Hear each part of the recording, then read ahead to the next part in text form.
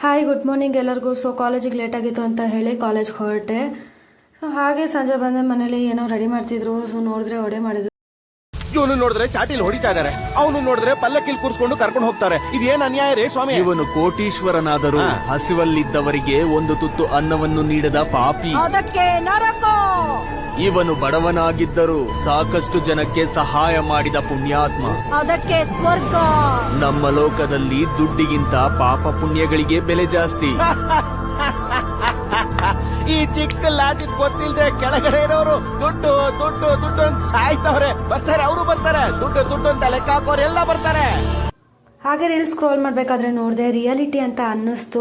But ನಾನು ಇದನ್ನು ಹಾಕಿರೋದು ಎಷ್ಟು ಸರಿನೋ ಎಷ್ಟು ತಪ್ಪು ನನಗೆ ಗೊತ್ತಿಲ್ಲ. ಬಟ್ ಆದರೆ ಇದು ನಿಜ. ಜೀವನಕ್ಕೋಸ್ಕರ ದುಡ್ಡು ಬೇಕೇ ಹೊರತು ಜೀವನನೇ ದುಡ್ಡಾಗಬಾರ್ದಲ್ವಾ. So thank you guys. Good night.